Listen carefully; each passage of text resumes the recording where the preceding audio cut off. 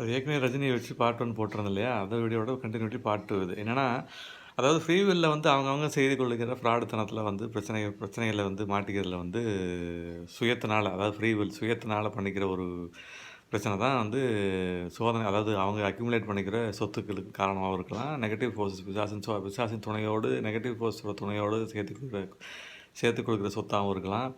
அந்த மாரிலாம் இருக்கலாம். அந்த மாரி விஷயங்கள வந்து கடவுள் குடுத்தாருன்னு எடுத்துக்க முடியாது. நல்லவங்கள வந்து நீதிமான்கள வந்து உண்மையான பாதையிலேருந்து விலகி போய் செல்கிறதுக்கு பணத்த குடுத்து ஏமாத்துற ஒரு விஷயமாவும் இருக்கலாம்னு போன வீடியோல சொல்லியிருந்தேன்.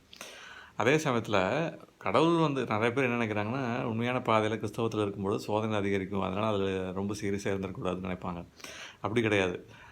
உண்மையான பாதையில இருக்கும்பொழுது தான் பிசாசு வந்து சோதனைகள குடுத்து டிஸ்ட்ராக்ட் பண்ண பார்த்து வழி விலக வைக்க பார்ப்பான். வழி விலக செல்ல பார்ப்பான்.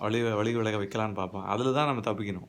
பொய்யான பாதையில இருக்கும் பொழுது, சோதனையாகும் பொழுது, அதுக்கான சோதனை வந்து எண்ட் ரிசல்ட் வந்து டிசாஸ்டர் தான். ஆனா, உண்மையான பாதையில சோதனை இருக்கும்போது, அது சோதனைய தாண்டும் பொழுது தான் அதுக்கான ஸ்ட்ரெங்தனிங் ஆஃப் த சோல் கிடைக்கும். அதோட பாதை உண்மையான பாதையில போறோங்கிற ஒரு உத்வேகம் கிடைக்கும். ஈவன் கேம்ல கூட ராங் வேல போனீங்கன்னா, ஒண்ணுமே நடக்கும். சேலஞ்சஸ் இருக்காது, போர் அடிக்கும். உண்மையான ரைட் வேல போகும்போது தான் சோதனைகள் இருக்கும், சேலஞ்சஸ் இருக்கும். தாண்டி போகும்போது அதுக்கான உத்வேகம் இருக்கும்.